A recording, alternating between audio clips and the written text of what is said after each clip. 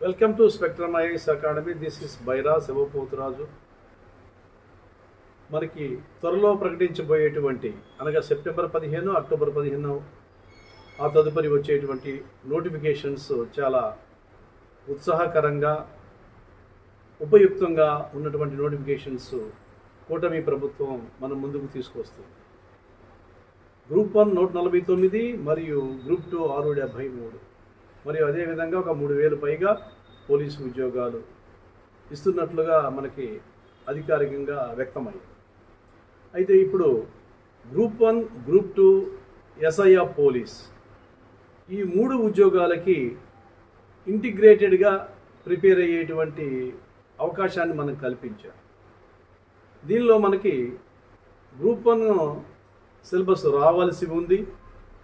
అధికారికంగా సిలబస్ వచ్చిన తర్వాత దానిలో ఏ అంశాలు ఉంటాయన్నది మనం పరిశీలించుకొని ప్రిపరేషన్ చేయవచ్చు. నాకు తెలిసినంత వరకు దాదాపుగా కూడా అంటే ఇప్పుడు వరకు నాకున్నటువంటి అనుభవాన్ని బేస్ చేసుకొని ఎప్పుడు కూడా జనరల్ స్టడీస్లో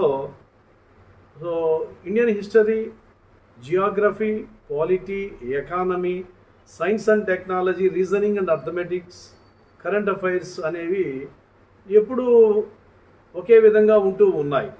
పెద్దగా మార్పులు ఏమీ రావటం లేదు.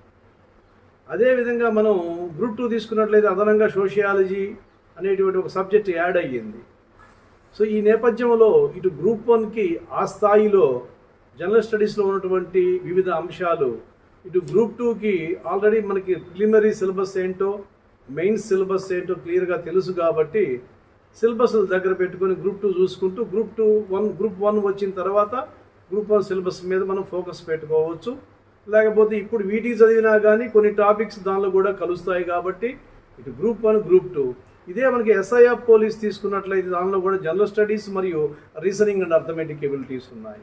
ఈ మూడింటి మీద దృష్టి పెట్టేసి ఇంటిగ్రేటెడ్గా మనం ప్రిపరేషన్ స్టార్ట్ చేసినట్లయితే ఏదో ఉద్యోగాన్ని పొందడానికి ఎక్కువ అవకాశం ఉంటుంది. Thank you very much.